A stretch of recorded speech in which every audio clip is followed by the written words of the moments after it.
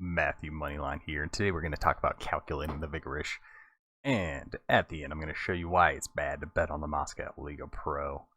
You know, that they say the house always wins, and the Vigorish is why the house always wins. AKA, it's the rake, the take, the cut, the juice. You hear people use all these different terms for it, but it's the little bit of money that is built into both sides of the line, so that when either side of the line wins, the house always gets a little cut. They always take more from the other side than they give back to that one. So to calculate it, when we have negative odds, we're talking the minus 110. We'll divide that by, so we'll take 110 divided by 110 plus 100 times 100. For positive, we just do 100 divided by the sum of 100 and the positive odds times 100. So on a normal game at minus 110, this is what we'd be looking at: 52.38% implied probability. But they're giving us more or less 50-50 odds. So that 2.38% is what is called the hold. Now the hold is the amount, that little bit of money that is over the top. So when we add in 52.38 to itself, we get 104.76% odds. Well, we know there isn't 104.76 total percent. So that 4.8% is going to be our hold. Now, this example here is from the money line of today. It will be February 16th. The Santa Clara versus Loyola Marymount college basketball game.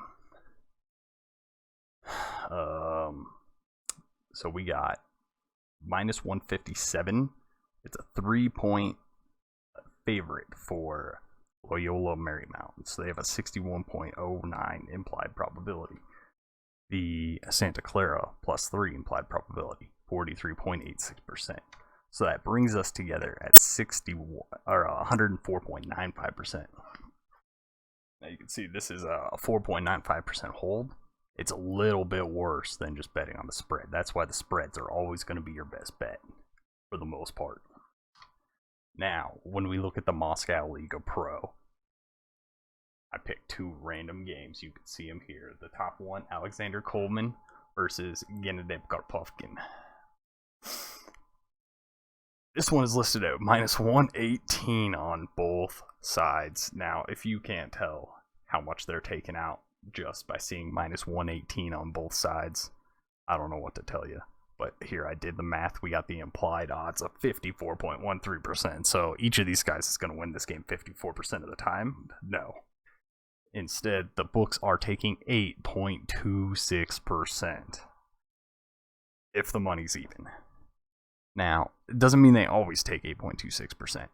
But when the money gets as close to even as possible, that's when they take the most. Now, they have to do this on the Moscow Liga Pro because it's so few betted on. There's not a lot of money coming on it. But if you look back at some articles from last year, you'll see that certain sportsbooks were saying it was keeping the lights on for them. And this is why. You can see even in the biggest favorite I could find from tonight is this Pavel Medvedev versus Anton Mohanichev. And still, that has a 7.79% hold. Like, we're almost double just betting on the spread on college basketball at this point. Or, you know, the spread on any sports event. Since we're betting on money lines, like, you're just losing your money twice as fast by betting on the Moscow Liga Pro. There's not really a lot of value to find in these games, and that's why I'd advise against it. Even if you have a magic coin that can tell you all the outcomes, you'll still find a way to lose against the Moscow Liga Pro.